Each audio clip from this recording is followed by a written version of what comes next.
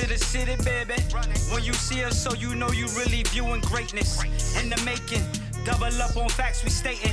Podcasting, cruise control, city, state, the nation. So what you saying, what we saying, prime information. Facts, topics, stipulations, first down, played it. Presenting topics from Kanye to Tom Brady. Facts, keys to the city, we're unlocking the statements. And ladies and gentlemen, we are back. Clovercrest Media presents Keys to the City. All new. If you can't make today's episode, you will be able to follow us on YouTube, Spotify, iTunes, Amazon Prime. Keys to the City is all over the place. Bigger and better things coming. Speaking of bigger and better things, that's the Cleveland Browns, right? Bigger and better things are coming, of course. I thought you were going to start with... You did it again. I did it again. That's okay. Accidents happen. And we are 49 days away from the NFL season. That's what I'm excited for. I'm excited for it, man. There's and I know you were going into the Browns, but what I was going to say to you is all we've been talking about, it feels like, since football's been over, is basketball. And not just us, but everything that's been intriguing has been about basketball. And anytime that we've been talking about football lately, it's only been about negative things. You know, the Tyreek Hill situation came down today where he's not going to be suspended. The Giants safety, Moore, is suspended by the Giants for domestic. There's no positivity. We're talking about contract situations where Zeke is going to sit out, Melvin Gordon. We got Baker Mayfield, who can't keep his mouth shut and wants to talk about the New York Giants fans. Sorry, bro. Well, okay. We're going to get into that. We'll have a great show for you even before that. We're also going to have Joe, the usual Joe, to join us. Talk New York Yankees baseball. The usual Joe? The usual Joe. The average Joe. He's coming in. Or as I said, the great Joe. But he is going to be live with us as well to talk about, I want to ask him what he means by the Mariano Rivera effect. We'll talk about that as well. What's going to happen with the trade deadline? With all these teams winning, is this hurting the Yankees' chances for an ace? We'll talk all of that and discuss it with Joe when he's up. But you just said Baker Mayfield. And the NFL, we all know, is the most popular professional sports in our country. People love it. Some people can't stand it because of the new rules, the history that's happened over the past couple of years. But we are back. Football time is right around the corner. We are coming to, Ted, I hate to say it, but the end of July is right around the corner, and soon we'll be in August. And then the weather starts to cool down, and then we'll get into winter and all that fun stuff. But all we've ever been talking about, I know there's been a lot of negative going on in the NFL, but the team that's been talked about the most, it's not the champions of the NFL, the New England Patriots. It's not the Kansas City Chiefs, maybe for the wrong reasons. It's not the Pittsburgh Steelers. It's not the big name teams, the Rams, the Saints. It's the Cleveland Browns. And we've been talking about this team because, well, does the NFL really need that villain? Now, people will say the Patriots are the villain, but I think we've just forgotten that narrative of the Patriots being the villain of the NFL. It's over with. We know what the Patriots are. They're either going to be contending for a Super Bowl or they're going to be right there. There's a new villain in town. I don't know if you want to call him a villain, but there's a new villain in town to me, and that's the Cleveland Browns. All the hype is on them. Baker Mayfield has become the guy that's changing the narrative of the franchise quarterback. When we think of franchise quarterbacks nowadays, we think of the pretty boys. We think of the guys that are going to come in, not going to come in casual. They're going to. Baker Mayfield comes in. Well, the quarterback. The quarterback. The Sam Darnolds, the Tom Brady's, the Peyton Mannings, the Russell Wilsons. Quarterbacks are quarterbacks, but the franchise quarterback. When you think of the franchise quarterback, you give the keys over to that guy. He's going to lead you to the next 10 to 12 years to compete for titles. Then here comes Baker Mayfield. Comes in, big beard, like a Boston Red Sox player. They have the big beard, and you know how we are about that. But he's changing the narrative. He's not going to be quiet. He's not going to let the naysayers go. He's going to remember it all. So, Ted, do we need a guy like a Baker Mayfield, like that villain that we need? Do we need a Baker Mayfield to really spice things up? No. In the NFL? No, I think it's nonsense. I think we've realized that the game of football doesn't need any spice. The game sells itself. Okay. That's what happens. The game sells itself. Every time we watch football, we don't look for the villain. See, here's my perspective on this. Baker Mayfield is not a villain. He's an idiot. I like his moxie. I like the way he plays. But I don't like when he runs his mouth, because this situation where he came out and was talking about the New York Giant fans has nothing to do with him. Has nothing to do with Baker Mayfield. And if you wanted to really know the true effect of the Giants fans last year averaged 76,940 fans, which according to the numbers was the top 5 attendance in numbers in 2018. And this is a team that hasn't won anything, hasn't been even competitive in playoff or postseason play, and Giant fans still show up. See, these are the same loser Browns fans that the week before the last game of the season, Baker Mayfield called out the fans for leaving when they were playing Carolina. And they were also cheering that they went 0-16 and they had a parade. Yeah, so don't forget about that. So these are the same fans that he's congratulating. See, my villain is someone who is actually good, who actually performs, actually has a meaningful. See, the villain will always be the Patriots. It's going to be Belichick and Brady until they leave. Now, I understand where you're coming from. You make perfect sense. Baker Mayfield, listen, he's different. He's not your prototypical franchise quarterback from the standpoint, not his play on the field. But you should be as a quarterback. Exactly. That's the problem. Or that's why people want or dislike him, is because that's what he's supposed to do. But he's changing that narrative of a franchise quarterback now. You can be yourself. You can run your mouth. There's going to be people that don't like him. There's going to be people that love him. And I was talking to Michael Valenti earlier today because I was at work and I came from Stanford and we worked together. So I was talking to him about this Baker Mayfield because it's a talk of, it seems like football right now. Baker Mayfield is the hot topic. And I compared it to wrestling in the sense of there's 3 terms, and you can associate any one with Baker Mayfield. Polarizing, like a John Cena or Roman Reigns. Guys that either love or hate him. The anti-hero. So the new guys. Anti-hero, Stone Cold Steve Austin, when he turned heel. Yep, I remember that. People still loved and hated him. And then you had the badasses that were the heels. Ric Flair. NWO, and I even mentioned Thanos. Because yes, Thanos was a villain, but even with, you had guys like Captain America, Thor, people loved him. And we knew villains. A lot of people liked Thanos. Some people didn't like Thanos. I was Team Thanos. That's what my point is that Thanos, yet a villain. That's interesting. I like a villain, also a badass, and people loved him. That's where I want to put Baker Mayfield in. And kind of like the wrestling thing, when you know NWO. Yeah. But they walked in. Yeah, but here's the thing. They tried to change. They had built it. They changed the landscape. It was Kevin Nash. Yes. Scott Hall, and Hogan. Okay, they tried to change the landscape of the WWE I know, but these guys were legendary guys. That's what Baker's trying to do. I know, but they had built like. Here's the way to say, Trev, and we've done this because we've been applying for jobs for years, and we're trying to build up a resume. See, for me, I like this if you've built your resume, if you perform, like if this is coming from Aaron Rodgers, I could live with this because Aaron Rodgers has won a Super Bowl. Aaron Rodgers is one of the most talented quarterbacks ever to play the game. Aaron Rodgers, depending on how the rest of the next 3 to 5 years goes out, he can turn himself into a top 5 quarterback of all time. Okay. He can put himself in that position. But when you haven't won anything and you haven't done anything to make yourself deserve, like you're the new kid on the street, I understand. You've been bullied for the last 10 years. You want to step up to the bully. The Pittsburgh Steelers and Ravens have been the bullies in the division for the past 10 to 15 years. Even longer. Really, the Browns have had one winning season since they've returned. They were 9-7.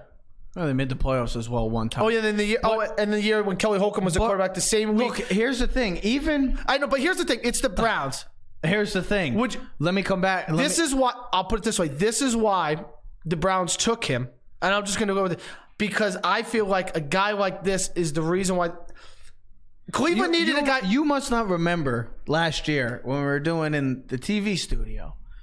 I said the same thing. This would not work in New York. This was a better fit for Cleveland than Sam Darnold would have been for Cleveland. Cleveland is a rough, rugged town, and they are Moxie. blue chip type people. Like Detroit. New York, they speak their mind. New York runs around, and they're the highlight. They're the big shots of coming in. Sam Darnold, not a big shot, but he had that personality that fits. The quiet, the naysayers doesn't affect him like an Eli. Baker Mayfield, he can run his mouth. He can do whatever he wants. He fits Cleveland's mold. That's why even when NWO started, but he's got to win. When NWO first started in the when they came to WWE. No, WCW, they were brand new. They started something brand new, and no one expected this. So they were the new kids on the block. They ran their mouths. They were cocky. They didn't fear any hype. They didn't fear nobody. They didn't follow any rules. And that's why Baker Mayfield could be the NWO. But he's got to win. He has to win. Exactly. NWO needed to win. They became legendary, and Baker Mayfield is doing the exact same thing currently with the NFL. He doesn't care about the naysayers. He doesn't care about the hype. He's going to be him. He's been doing it all his life. He's the one that changed college football. We talked about it a couple last year or 2 years ago. Is he the guy that college football deserved and needed? Remember I compared him to the Batman in the sense of the Dark Knight because he was something new. He was the one we deserved. And that's what college football. But in the sense, it's different now because it's the NFL. Okay. You have to be a professional now, and he is changing that narrative like the NWO did for wrestling. So I do like what he's trying to bring out in Cleveland and what he's trying to inspire to be. Okay, he's trying to be a leader. Now, leaders also lead on the field and they produce. So he's going to have to produce. Now, what I don't like is when you call out one of your own teammates like you did in Duke Johnson. Hey, listen, we want winners here. We want people that want to play. If you don't want to play here, don't be here. You don't do that. You don't do that crap. Yeah, I know. All right? You don't do that. The guy wants a contract. Listen, I understand. He wants to play too. They just picked up Kareem Hunt and they drafted a running back last year out of Georgia. Nick Chubb, who was stellar. Yeah, it was his rookie season. Yeah. I don't see Duke Johnson playing at all. Maybe the first couple weeks if they keep him on the roster until Kareem Hunt comes back. Kareem Hunt. Yeah, I know. And I like because he inspires the Cleveland Browns fans and the team. Two things though. In the NFL, quarterbacks don't win by opening your mouth. And what I don't like, because I'm a Giant fan, is how he can go out and say, listen, when he was talking, and this is about Odell Beckham. This is the story that came out with Odell Beckham, and it was really about him, Baker Mayfield, backing Odell Beckham and talking irresponsibly and immaturely about the New York Giants fans. And this is what it was quoted. He said, he's here to work. He wants to be surrounded by people who love him. I don't know about you, but I'll listen to a bunch of people. I have an Odell Beckham jersey shirt. When I went to New York Giants games, I have an Odell Beckham you couldn't trip over the next person without running into an Odell Beckham jersey or someone who had something that was Odell Beckham. I had one. I don't know about. I had the black jersey. Okay, you bought it for me. So, first of all, you got it for me. You're speaking blasphemy, nonsense, and nonsense. Thank you. I was trying to use your word. Don't take my word. People who love and support him. Then he goes on to say, and allow him to be himself. I don't know about you, but we had to watch him pull all his shenanigans for the last 4 years, and he didn't get to play in half the games. He missed what? First 4 games of the rookie season, missed 4 games or 5 games last year, got hurt the year before. He really only played 1 full season. I know his stats say otherwise. So, the stats were unbelievable. Okay, so he's here in Cleveland to play in front of fans who actually care about him, who will actually show up to every game and pack the stadium. The Giants had the top 5 attendance last season, even though their team had 5 wins last year, and the year before they had 3. So they've had 8 wins in 2 seasons. All right. Where the hell have your Browns fans? Where have you been, bro? I mean, shut your mouth. They're still going to the game, but yes, this is where all the hype comes into play. This is where the pressure. This is 2019. Stupid kids, stupid people running their mouths. But look, this is where I come back to the original point.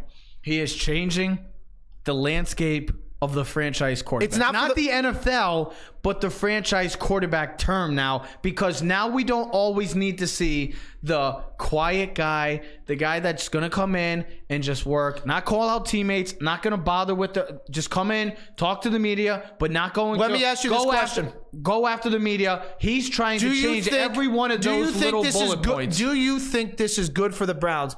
Do you think this reflects positively or negatively for the Cleveland Browns going forward with this mouth? With the players that they have, like Beckham, like Landry, like Kareem Hunt, like Myles Garrett, guys that are outspoken, it's going to help. It's going to help in the sense of this guy's not going to take any more crap. He's coming in when he got drafted and the way he played down the stretch last year and how they finished. He's sending a message of we're not taking any crap anymore from these teams. We're not going to be the ones that are getting bullied around, losing, going 3-13, 2-14, 1-15, 0-16. You know the story about the Cleveland Browns. If you haven't watched football and you don't know about the Cleveland Browns, it's a very sad franchise for the past 20 years. But there's hope now because of his attitude, the way he comes off and says, we ain't taking any crap. We're going to stand together as one. And that's why players, I think, could feed off of that mentality as well. I'm glad you came up with that reason because I'm going to disagree with you. That's and the reason why I'm glad you did. Of course, because we are. I hope you did. There's a lot of times that we do agree on certain things, but in this standpoint, I think it's 100% negativity. It makes no sense. First of all, you haven't won anything, okay? Prove yourself. Second of all, I think it's only bad. It's only bad. Hold on. It puts expectations on this Cleveland Browns team. Mm-hmm. Like we said before, all of a sudden, you even said it because you knocked it. Oh, all of a sudden, this Cleveland Browns team, Super Bowl favorite? Really? Yeah. What have you done? Why? Because you got Beckham and Landry and Kareem Hunt and Nick Chubb and Myles Garrett and Olivia Vernon. Guess what? You still have to perform. We've seen teams with tons of superstars not perform when the season, Matt, when it comes to week one. And I'm going to use a story for you. This is perfect. Can you hold that story? The only reason why I would come in and intervene on this is only way I see it being negative is if he continues to pull a Duke Johnson, where he calls out a teammate like a Beckham or Landry or a Njoku or a Kareem Hunt or a Nick Chubb and says, oh, well, these guys got to be playing because I'm playing my ass off each and every game for 60 minutes. If these guys can't come to play, I don't want them on my team. And you know Beckham, you know Landry, they are guys like that. So that's the only way I could see it being negative for Cleveland. And I'm going to give you a perfect story. About 5 days ago, it was last Sunday, about 10 a.m., we were walking on to Chicks baseball field down in West Haven, play our annual softball game on Sunday mornings. And we're one of the best teams in the league. Sherman Tanks, baby. Now, we played a team earlier in the season. We beat this team called Das Boots. And we beat them, 25-5, right? And they came out the first inning, and they scored 3 runs. And what's the first thing they started doing? Started talking. Started chirping. Yep. Right? Yep. And we came back the next inning, bottom of the first, and we scored 4 runs. We took a 4-3. Then they came back and scored a couple more runs, and they took the lead, and they kept kind of chirping. Remember, they were kind of making fun of us because we were calling time when the ball entered the infield. I know. And I kind of went. And I was ready. Yeah, I was ready. Yeah. And we started talking, and we started chirping. And remember, Coach Sherman, Coach Uncle Ronnie said, Uncle Ronnie, and our pitcher Pete goes, "Listen, stop talking. That's not our game. We don't play that." So what did we do? The bats do the we talking. Shut up. Yep. And we put the hurting on them, and we beat them again by another 8 runs, 14-6 or whatever? 14-7, I believe. 14-7, whatever. And we beat them again, and we didn't talk. And you know what? They didn't say another word for the rest of the game. And that's what I'm saying. Play your game and do it on the field. Don't chirp. Because you're not playing your game. That's the only thing.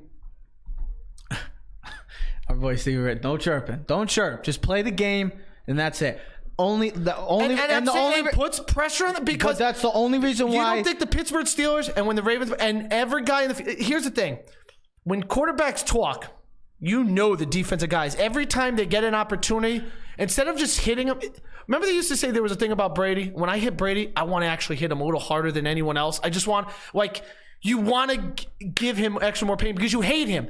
Baker Mayfield is going to get himself in trouble where somebody's going to take a shot on him. Here's my thing about Brady.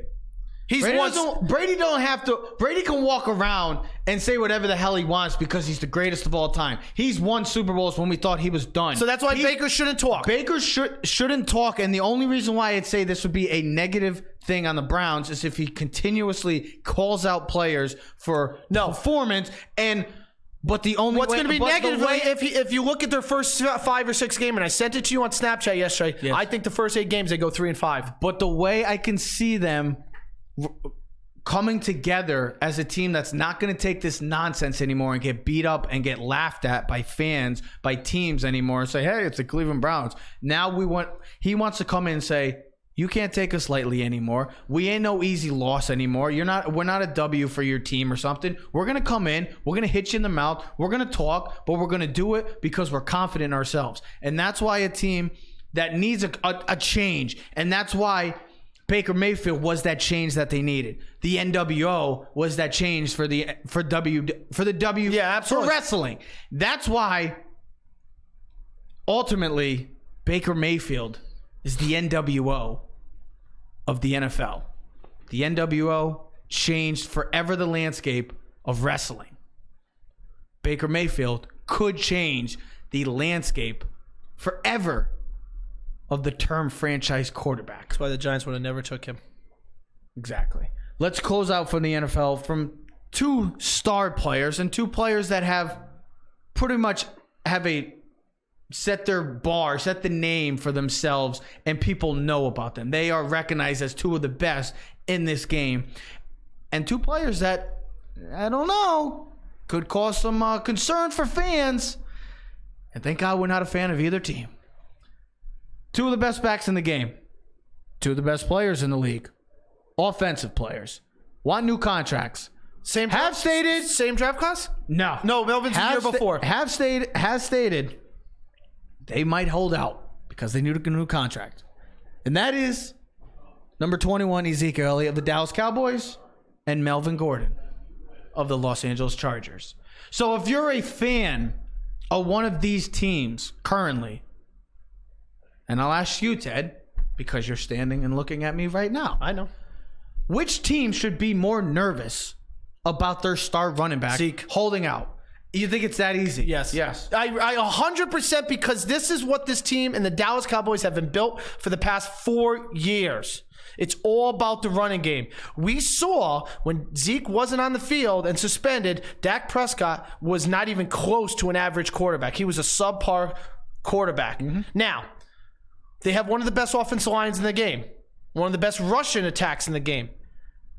Their offense is predicated on running the football with Zeke and setting the tone and dominating the line of scrimmage and hitting play-action pass with Dak Prescott. And now, because they have Amari Cooper, now they have a deep threat and a number one receiver that can stretch the field and do things. Because even when they had Zeke, Dak wasn't that great. Now imagine the Dallas Cowboys transforming themselves. They let Zeke go. Say they traded Zeke, right?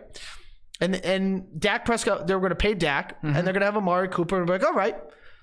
Do you think you just can stick a running back in? And we've seen it. We've seen guys, Philip Lindsay, undrafted guys. We've seen guys come out of nowhere, 3rd, 4th round draft picks.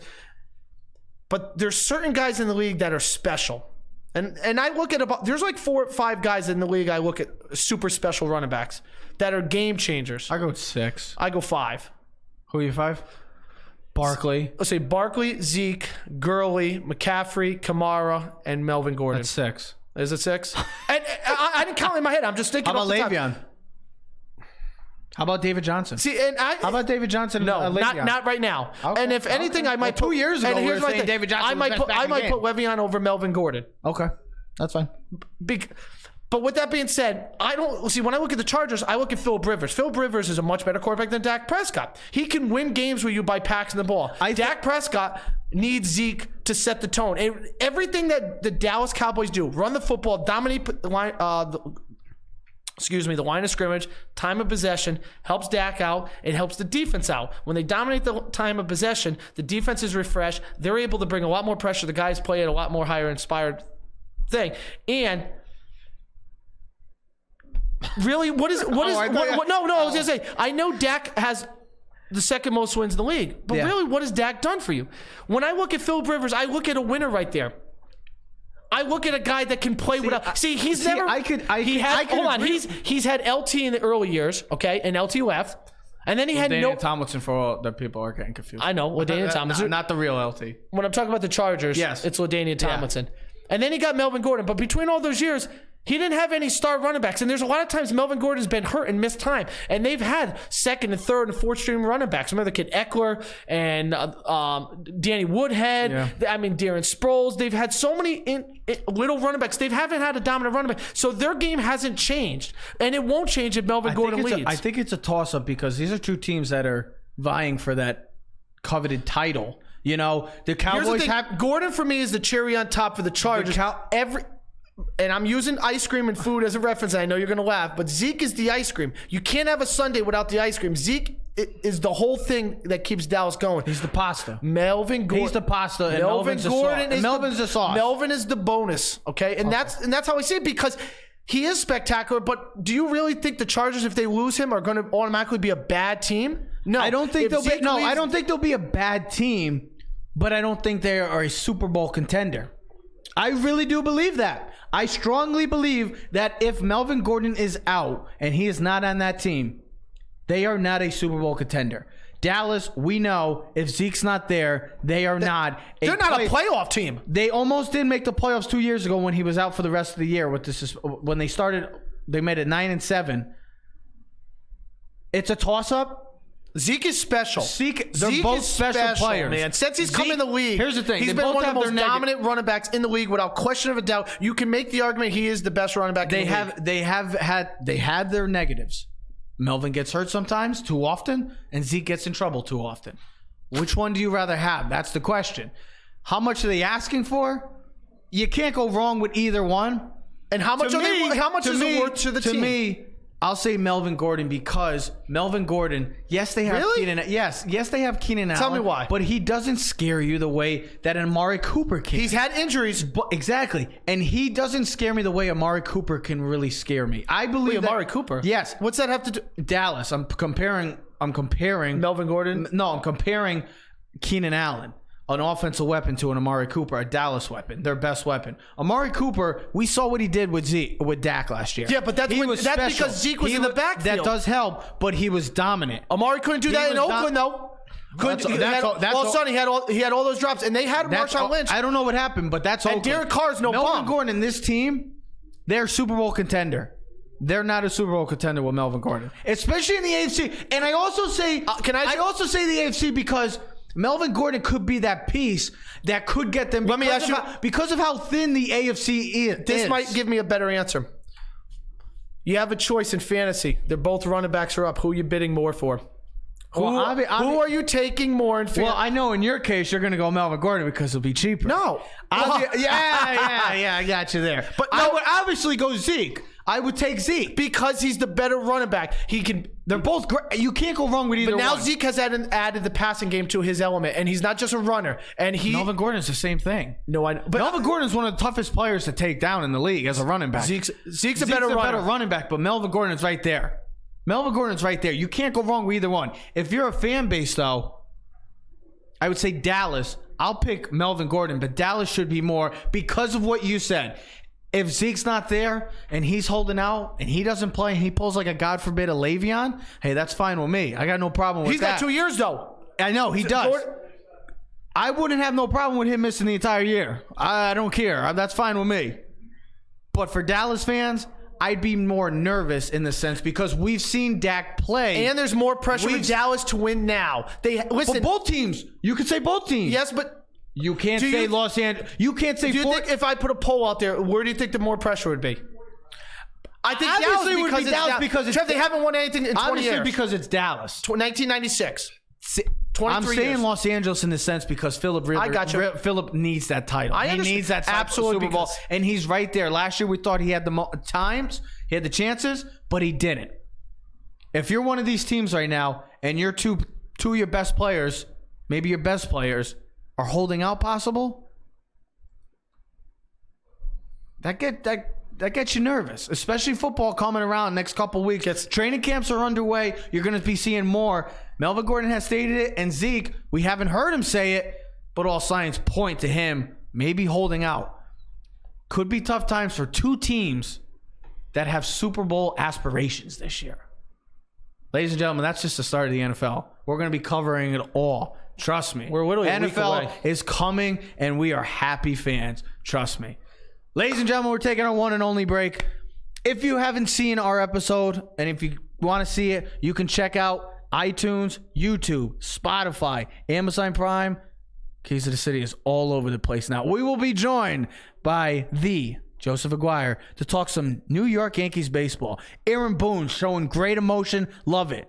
Is there a new name for the New York Yankees? We'll talk all about that with Joe. Keys to the City from All Noise Radio. Be right back, folks. Clovercrest Media Group presents a CMG podcast. Normal guys, they can't do things that we can do. We love football. Football's in our blood. Football's in our life. We gotta build a tradition. Were you not listening to me? Do you not? I'm never listening to you, bro. We're not just a podcast. We're trying to help people out and do better things for the community as well. Very simple. Go do your job and get the job done. A guy that he swung out and struck out 150 times head and stopped swinging at the slider 5 feet up. His stance is like this. There's no other show like that. Two brothers, Keys to the City. What better name?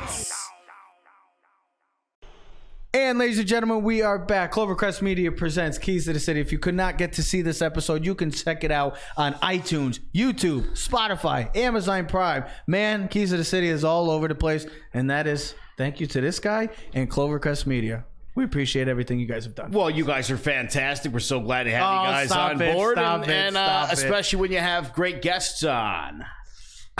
Here he goes. Like me. Should we take him off already? All right. No, Sorry. let's get right into it. I wanted to get into first. You posted this article early on today. The Mariano effect.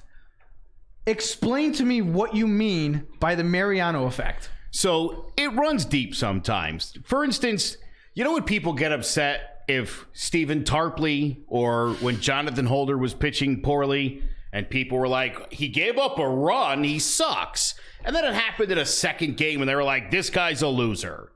Or Chapman blows the game the other night. He's done. He stinks. Let's get rid of him. Then the story came out. He might opt out. People were like, he should just go. And it's like, are you joking? Aroldis Chapman is the best closer in baseball. And there's a couple other guys who are in the conversation. Kimbrel. Probably the two other guys I would put. Right. That's it.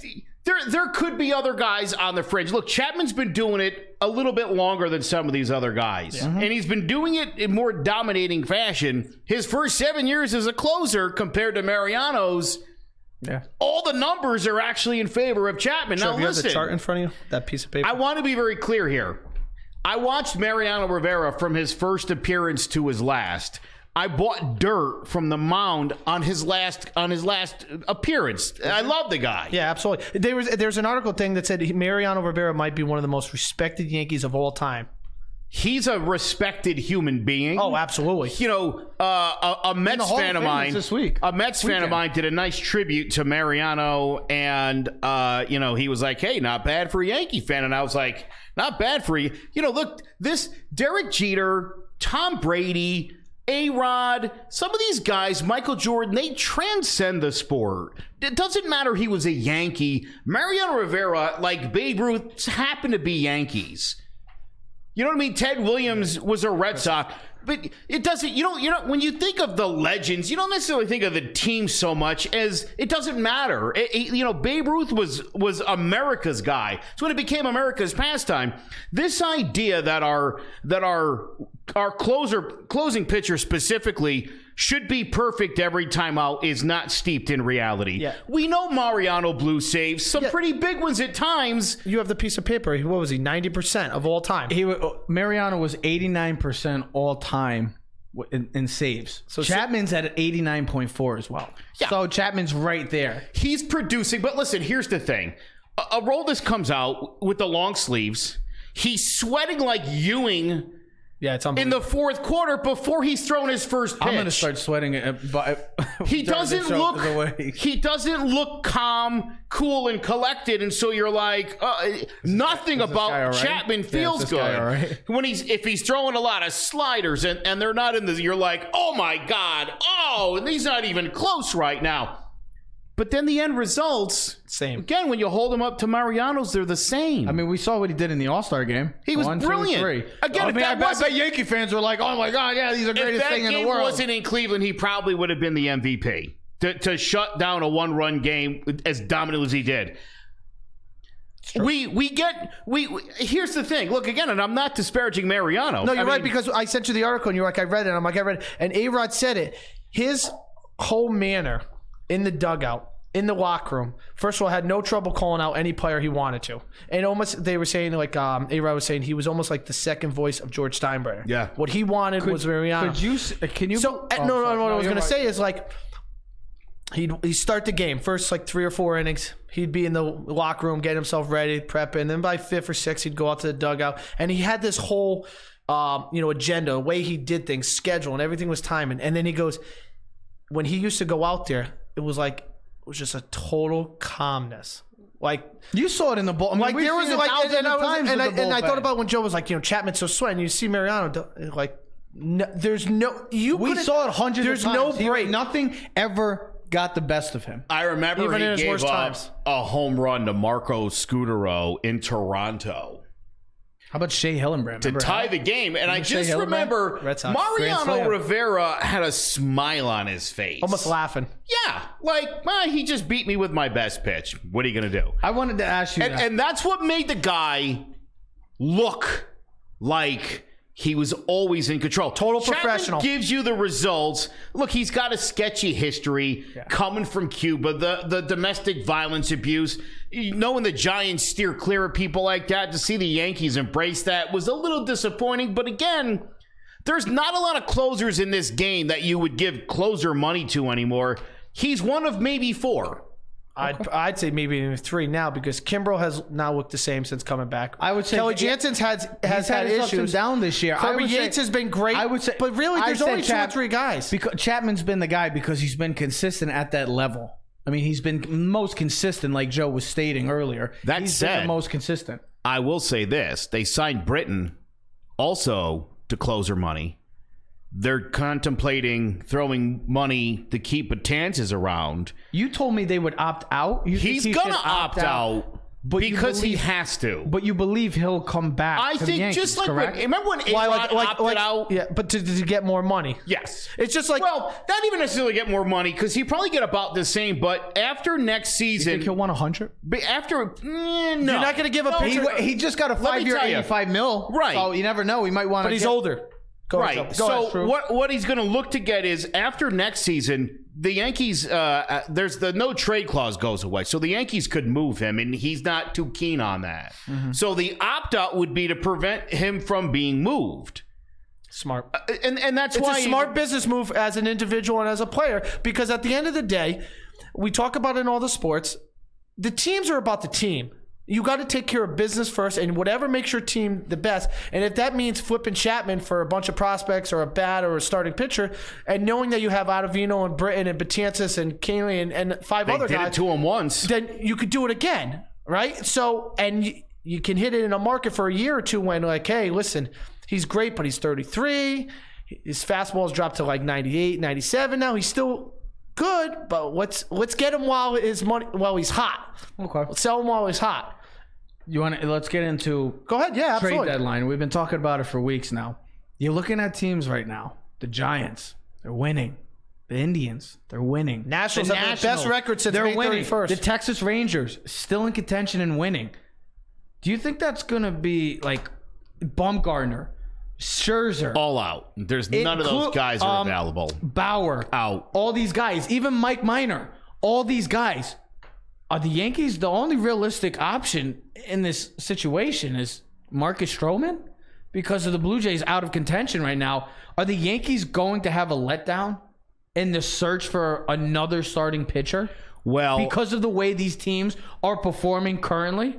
I think it's going to end up being a blessing in disguise because, and I've been saying this now for a few weeks, I just don't feel like it's necessary. It's an added luxury if the Yankees can add like a top-notch starter. I believe the trade deadline is going to be unexpired, and for good reasons. It has its ups and downs. Because first of all, 2 things. One, there's not going to be a second trade deadline. Everything has to be done by July 31st, so there won't be like that Verlander trade where it can be done in the second week of August. Third, you got all these teams that are playing baseball. Mike Minor just came out and went, I forget what the paper was, and maybe it was the Houston Chronicle or whatever. He said he did not want to be traded, wants nothing to do with it. Yeah, Mike Minor. Mike Minor. And plus, the Rangers are supposed to be opening up a new stadium, I believe, next year. Next year, correct. Next year, so... Oh, get Clint Frazier over there. So Why give up all this when it's no guarantee? The name I've been hearing. And the Cleveland's 3 or 4 games out. San Francisco. Consider too. You're Texas. You move Mike Minor. What are you telling the fans on July 31st? Like here's we the quit. Like you got. If you're the Indians and you're moving Bauer, you're like we're out. And right here, you're right in the playoff race. But the Yankees did it a couple years back. So I see all this. Oh, the teams are still in contention. The Yankees. Yes, but here's the thing: they were both going to be free agents that year. That is true. But that year when Miller and Chapman were unbelievable, the Yankees were like 2 or 3 games out of the AL East. But they were going to be free agents, knowing that they could get. Like, what the hell are you guys doing? You have a chance. Teams may do that though. Here's the thing: a lot of these guys that I'm showing a picture of above Joe's head are still have longevity in their contract. The kid Boyd, Stroman has another year. Bauer has another year. So you're trading for these guys. You're going to have a year plus this one year game that I've heard, and teams are not. You're not going to want to do that. Is a year and a half of Marco Stroman worth 5 years of Clinton Frazier kicking your ass all over the place? Because that's what you'll have. And the Yankees have gotten lucky that McKinney sucked and Rutherford and none of these guys that they've moved for prospects have panned out for anybody. The only trade that worked out was the trade with the Cubs. Where they got Chapman, the Yankees got Glaber, and then you got and it couldn't work any better. All the rest of the trades have been unbelievably one-sided in favor of the Yankees. I read a lot of the articles. See, I agree with you, the Frazier thing, because when I look at him, I look at it as a major league player. Now, see, when we talk about Florio and Garcia, listen, all those guys are great, right? And they're hot prospects. Don't know how they're going to do in the pros. They're prospects for a reason, right? Okay, you don't know how they're going to pan out. You're going to still wait another 2 to 3 years. You know what? Yep. I'd rather send them away and good luck with them. If they pan out, they pan out. But you want guys that you know right now are performing. Now, with Stroman, I agree with you. I wouldn't want to trade Frazier and see Frazier in the division haunting us for 18 games a season. But I know that Stroman, if I could trade Florio and someone else, I'd take Stroman because first of all, I know he's pitches in the AL East. He knows the division rivals. He knows what it's like to pitch. He's from Long Island. And he has the mentality, at least in mindset, maybe not stuff that says, hey, I can go in there and I'm going to dominate and I'm going to win. And he's got the second best ground ball rate in all of baseball, 58%. It works for the Yankees, and the Yankees like that, especially in the stadium. Here's the name that's heating up with the Yankees that I've been hearing. Don't say Thor. Is Noah Syndergaard. There's no way the Mets trade him. First thing they said I heard is, would you mind? They're going to trade Glaber. They're going to go for Glaber. Would you? That's the first thing they said. Well, I've already said if anybody asks for Glaber, the Yankees should just put the phone down and say sorry for interrupting. I'm just saying. If Jacob deGrom is their best pitcher, then no, I don't want Syndergaard or Wheeler. Why? If you can get a Syndergaard, but you don't have to give up a certain amount. Like, say you don't have to give up even Frazier, and you give up Florio and a couple of the prospects. You're not gonna. But you don't give up Frazier. Are you doing it? You're gonna do it, Joe. You will do it. I don't know. You still wouldn't do it?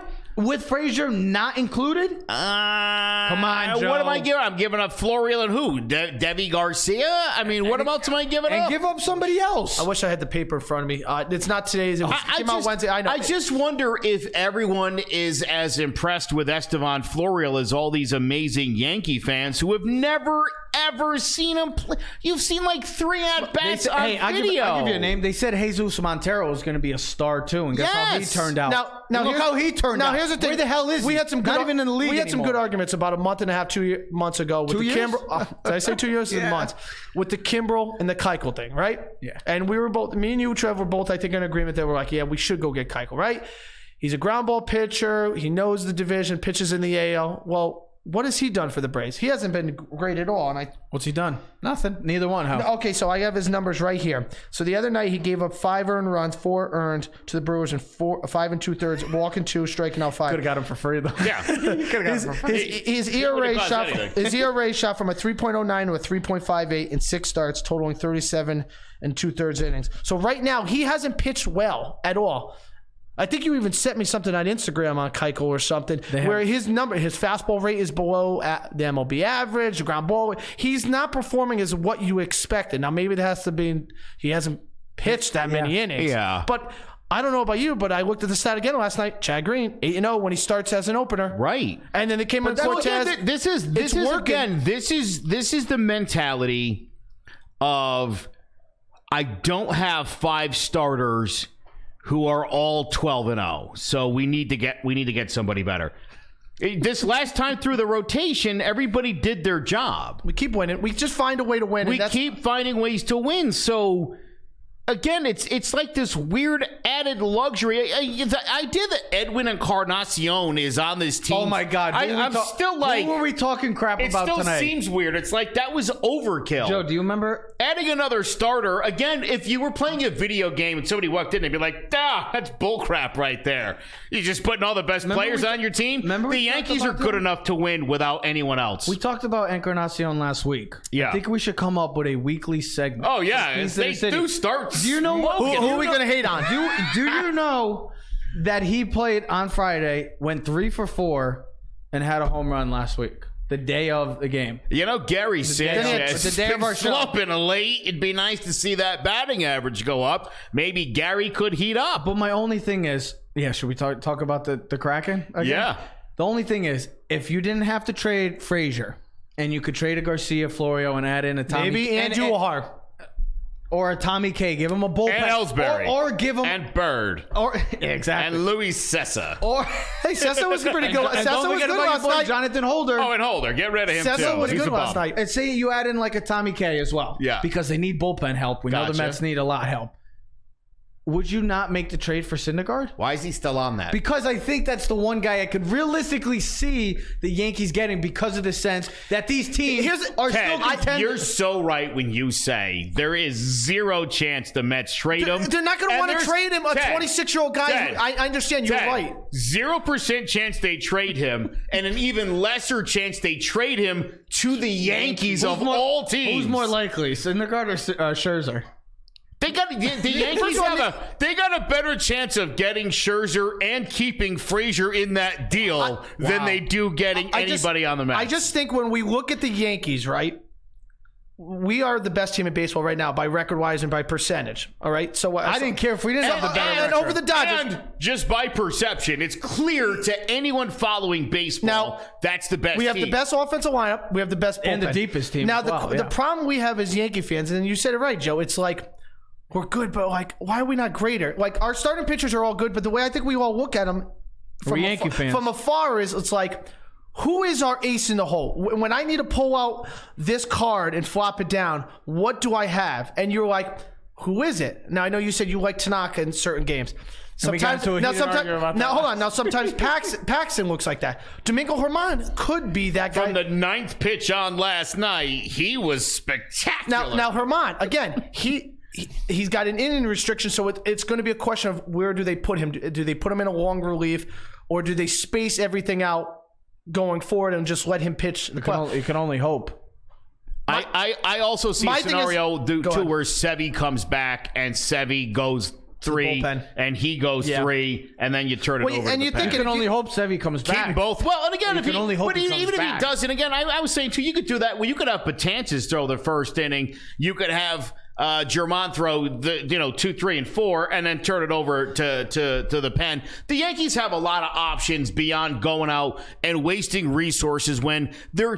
To me, the problem with getting a starter is, outside of Scherzer, someone has to get dropped down, though. I don't think there is a sure bet. I need that guy. That guy's going 8-0 in 10 starts down the stretch. There's no CC. I don't think so. And listen, and here's the thing. You're going to take a pitcher now. Who's going to get moved in the starting rotation? Or do you extend everyone? How does that throw the rhythm of the team off?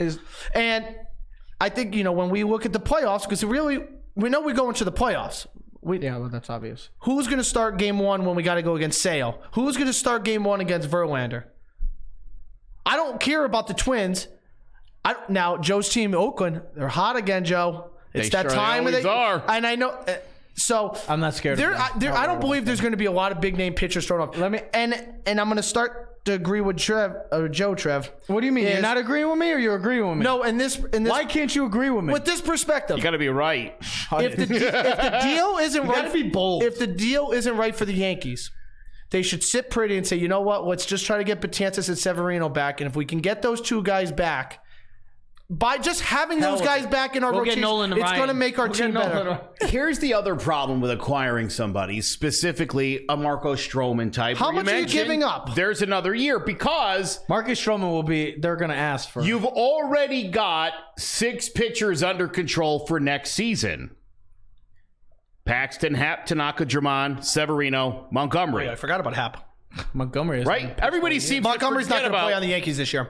Joe, he won't make the. He won't make, and that's fine. That's fine. But he will be back by next season. spring training. And you will want a young, solid lefty in your rotation. Especially when Hap is up there. in hopefully he age. doesn't come in with a lot of rust. I hope he comes in and again, but we're looking at, we've got 6 starters going into spring training this year. Do you need a Bumgarner? Do you need a Stroh? You need somebody else for next year too? Again, you're right. You got 7 starters. This is greedy, is what this is. and the Yankees are going to get Scherzer in 2 years. Trev, and I'll put Maybe that's fine. that's These what- guys, some of these guys will be Well, gone. and this is the same thing I was listening to last night, and I know you probably talk about this on your Fenway Park Red Sox podcast. But the Red Sox, the same thing. They're not going to make any big moves. They're going to try to shore up, try to get some second tier bullpen guys to shore up some things. But their team is getting hot right now. They're starting to hit the ball. Devers, if this team was playing much better, he would be an MVP candidate. He's that good this year. 9 games over 500. I mean, Jesus. And what do we expect him sales to be 108 again, like last year. But I'm saying the sales God. getting hot. They're going to put Evaldi in the bullpen. They We said. put such a certain standard on all these saw that, right? teams now. Yes. It's just frustrating that all of a sudden, why? Because Devers can't be in the MVP consideration. How about Alexander Bogaerts? He's a Mike Trout's going to win it. He's the only good player in baseball. That's what I hear everywhere. Well, Mike Trout's From going to win the everybody. MVP. Joe, his number. Come on, Joe. Joe, you should have got him back in that trade. It's, look, I wanted to ask you a question. Speaking of Value. trade deadline. value. No. Trade deadline. Yep. Teams that are in contention, not the Yankees. Which team needs to make a move at the trade deadline? AL or NL? You could give me a team from the NL. You could give me an AL team, or you give me one team. If there's a team that needs to make a move, If you want to think about it, I got an answer. Tampa needs a bat. They need a pit. Tampa needs Yankees a bat. screwed I the think Rays. Tampa could use definitely a bullpen guy, but I think more importantly a bat. They're looking at Kirby Yates, though, and they have the farm system to go get him. Edwin And they should. If they want to. Encarnacion. Edwin Encarnacion. The Yankees screwed the Rays because the Yankees got Encarnacion. They really, I'm glad you brought that up. I was just about to mention 'Cause they that. talked That about was it a last bat that they could get. That was Put there right in the affordable. 3 or 4, and bam. Yeah.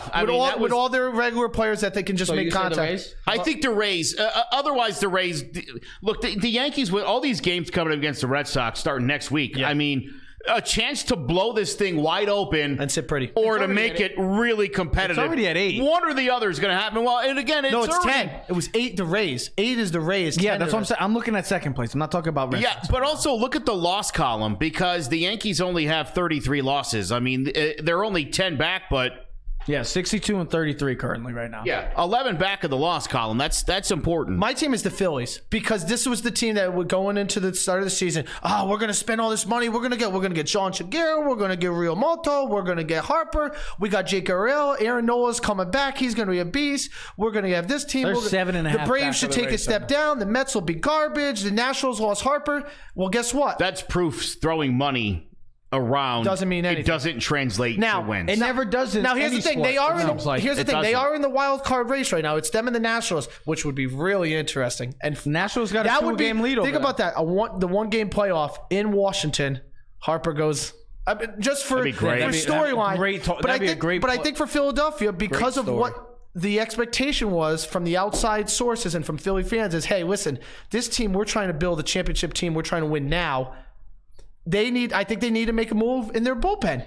Because I think their hitters will get better. Now, McCutcheon's injury did hurt them, but they still have a good lineup, a formidable lineup. If Nolan and Arrieta can come back to form, sure up that bullpen, they should be right there with the Dodgers and anyone else that you want to put in the NL as competitors to go to the World Series. I think it's easy. I think it's the defending champs. I mean, if they want to contend for a wild card, even get into a... See, I don't worry about them. No, because in the You sense... really look at the Red Sox and worry about them Yeah, when you 'cause they're compare both- them against the A's, Yeah. the Indians. Dude, Yeah, because their bullpen. If they want to compete for a title, Trev, if they score 12 runs a game, they won't have to worry about it again. We'll see. The Boston Red Sox will be in the wild card game Absolutely. without question. Don't know who they'll be Don't playing. know who they'll be playing. But I will they tell need, you this. They don't need any offense. They could use maybe a back end guy in the rotation or bullpen. The reason why this Yankee team, without adding to their pitching staff, can be good is because you just said it, Ted. They could put up a bunch of runs in a game. That is true. And so can the Red Somebody Sox. just said Torres and a prospect for Syndergaard. No Who thanks. was that? Who said that? Your boy Nolan. Nolan, you're a Mets fan. Stop it. He said that he's a Mets fan, so He's got nothing. Yes, I want that. Yeah. And throw in Voit. How about Babe Yeah. I love it, Nolan. Come on, Nolan. You're better than that. I love that stuff. It's like with the Yankee, when you go on the Yankee pages. And you Well, see he stuff like put that. the the little face with the there's like No. No. No. Listen, I'll give you Frazier and other guys. I'm not giving you Torres is Torres. not I'm going- sorry.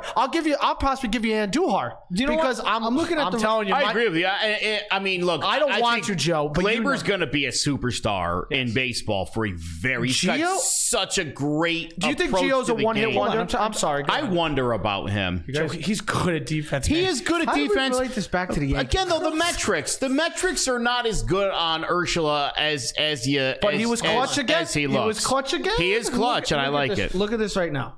I'm looking at the Boston Red Sox right now. Talk Yeah. to me. Look Talk at to me. Sales ERA. Look at He's that the ERA. team leader in ERA too. 4. Their saves leader 7. I'm not worried about it.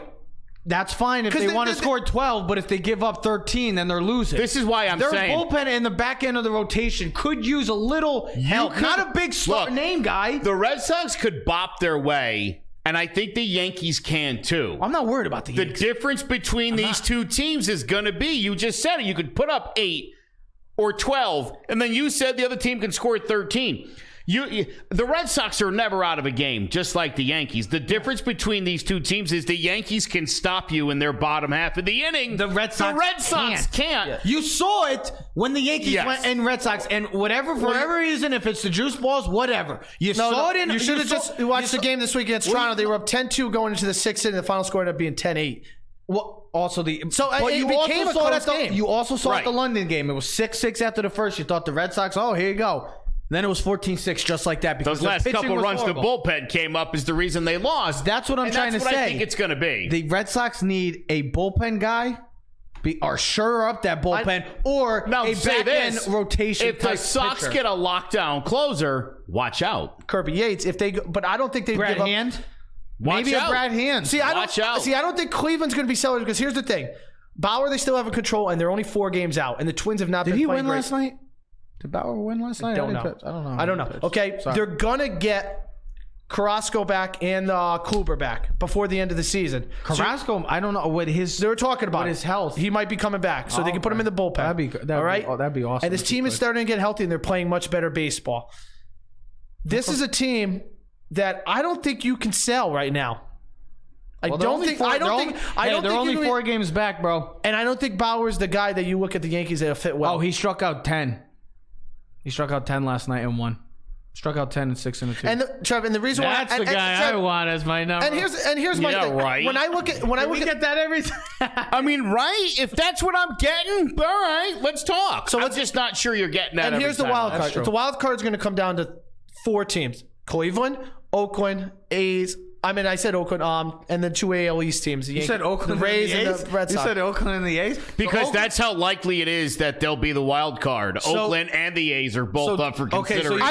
You got I Tampa, really do feel like They'll get there. They you got always do. Oakland, Tampa. Boston and Cleveland. The 4 teams. What about Minnesota? Minnesota, because they're only 4 games up. Cleveland could take that AL Central, and we got 5 teams. The Angels have been playing better, but I don't have any trust in them whatsoever. They have no. I have faith in Mike Trout. I have faith in Mike Trout. I just don't have Not faith the in rest the of other them else. 24 You Angels. see who the Yankees are playing tonight? Yeah.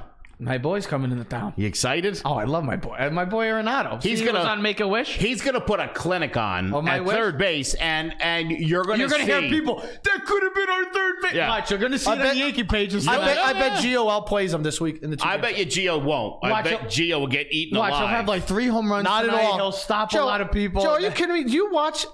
Joe, he's unbelievable. I'm at third just base. smack talking to make him play better. Gio? Oh, Gio's no, we great. got to talk about Gary. But no, Gio Urshela's metrics at third base are not great. But I don't need the metrics to tell me that he flashy plays he's great are at. you giving me analytics He right now? boots.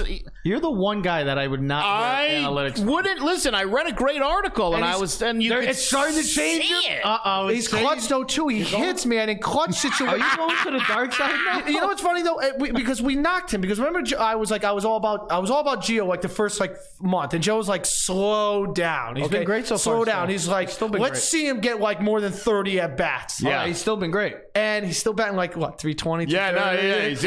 He's been hitting more home runs than before. Yeah, the bat's popping. DJs needs to start waking That's up. why DJ when you needs to start look waking at the up. Yankees, he's kind of calling not giving down. up a lot of prospects and players, knowing that this team, the future is so bright because, like you said, you got the two guys hurt right now, and they've been doing this out with Severino and no Betances, no Montgomery, okay, no Andujar. The possibilities are endless with this team. Of course. Can I give you one more? Yeah, give us. Let's end it on this. Your final take. It's the perception that the Yankees pitching coach Larry Rothschild is a problem. You went out. Yeah, I saw you went after somebody. Larry Rothschild, the team's ERA while he's been pitching coach is a 3.89. Is that good? That's pretty good. It actually really is. Is it? I thought it was actually pretty It's better than the 11 previous pitching coaches the Yankees have had. It's third all time in franchise history. Mel Stoudemire. Now He's better than Mel, No. statistically speaking. I know. Yeah. Again, Do you think it's here's him or problem. the pitchers, though? It's hold on. When Green went down to the minor leagues, people were like, whoever that pitching guru down in the minor leagues was, that it was Larry Rothschild. He told them what to do with Chad Green. Are you in? Otherwise, that guy would already be in New York. They'd be like, oh, we've got this magical pitching coach. It's Cy Young Jr. He doesn't pitch in the pros.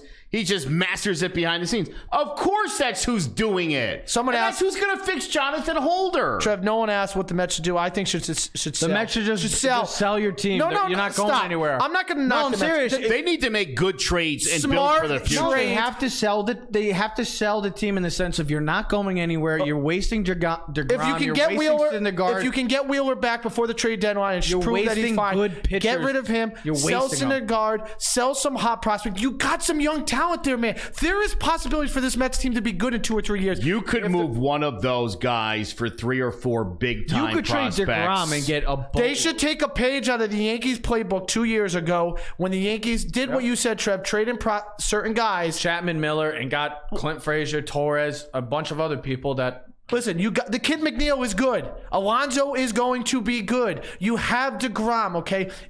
Depends on if Syndergaard, if someone gives you something so great, you take it. Yeah, you take it. Absolutely. Because your future is not now; it's 2 to 3 years down the road. I think what they're looking for and what teams know them to be looking for is so off the charts that I don't even think teams are calling on them right now. You're not hearing anything coming out of there. No. I think they're not entertaining offers. I don't think they're getting offers because everybody knows they're Glaber. Get out of here. We wouldn't even take that call. Yeah, he's one of the Savage Boys. It's the new Yankees name. I love it. Boone, you're starting to come around to me. I love it. I loved what he did yesterday. I loved everything And you saw what Gardy did? Yeah. I bet you're like, Gardy, But he did it in a right way because I'm gonna. It was great to hear him. You're a referee. So I thought. Oh, listen. Here's the thing. It was great to see him. I know like as that, a college official, and as you move up and I'm moving up, coaches have scouting reports on the umpires, just like you do in players. They talk about it all the time in the NFL. The new guy, you test him. Now, his performance in the beginning was not great at all. But he was. If you watch the rest of the game, he was consistent with the same calls all day. He didn't change his way. He called it the way he saw it. He'll get better. He only had like 6 or 7 starts. He got called up from AAA. But Boney said, "Hey, listen, man, get better." That's what he said. He didn't. You know you're screwing up. I think it get was, better. I thought do it was your hilarious. job, and that's it. The way he was saying is like, you got to get your together and stuff, and he was like, "We're savages." I'm like, "Savages!" Like, this is great. This is great. I'll tell you what. You see him laughing in the dugout. Yeah, sorry to continue. Gardy was like, Look, the Yankees do pride themselves on good at bats, making the other pitcher work. We've seen a lot of bad calls on balls and strikes this season. Donnie just called for. He wants that could be a little sign going forward. Just to remember, just a thing like that. Your manager comes out and just like, Hey, set the tone for the rest of the day. This guy's willing to this guy's willing to go out there and fight for and sacrifice for his teammates, stuff like his players. Guess what? You got to get behind that. Was what the crew chief said after the game. I didn't hear it. So the crew chief basically said that he thought Boone went over the line, wouldn't admit that the calls were poor, and the calls were definitely poor. Deferred that it'll all be in the report to the league. Aaron Boone told that umpire to get better. Get your act together. My guys aren't swinging at those pitches because they're balls. DJ LeMahieu turned around and said to the umpire, Brandon, come on, Brandon, bro. this is way outside. And DJ, and listen, look at the numbers. I don't have the numbers in front of me, metrics, but Brett Gardner has one of the best eyes in baseball. Oh, he's great. He loves the battle pitch. So for him to freak out like that, yeah, you're a little bit off because he's earned his respect throughout the league. Well, Boone has gained my respect. And it's starting to come around. It set the tone for the rest of that day yesterday. Jermon said he fed off it too. It made a huge difference. Big win to win the series against the Rays to take the 8-game lead now. 3 out of 4 again. We'll see what happens going forward with this Yankee team, but things are looking good for the Yankees. And my goodness, they've swept now, I think, 3 straight doubleheaders. I'll take That's it. hard to do. Yeah. Joe, It's been great. thank you. Thanks for having me. As always. Ladies and gentlemen, if you didn't hear our episode today on Facebook, don't worry. It will be on YouTube. It will be on iTunes, Spotify, Amazon Prime. It's all over the world now. Keys to the City, bigger and better things. You can also go to Clovercrest Media. Yeah, Clovercrest Media as well. Check him out. The host of the Roll Call right here. Not if you're only a big is- Yankee fan, go check him out. He writes up articles, and he's the host of the Roll Call. Yeah, as well. there's not only is our show on there, but there's MMA, there's a Red Sox podcast, there's some political stuff. There's all types of great podcasts on it, so check it out, Clovercrest Media. Keys to the City is just a little part of the show. Just a little part. Just a little part. Last thing, people, be smart this weekend. Drink water. Stay hydrated. It's going to be hot. You saw the Giant player that just had a heat stroke and died. Former Giant player, 32 years old, died of a heat stroke.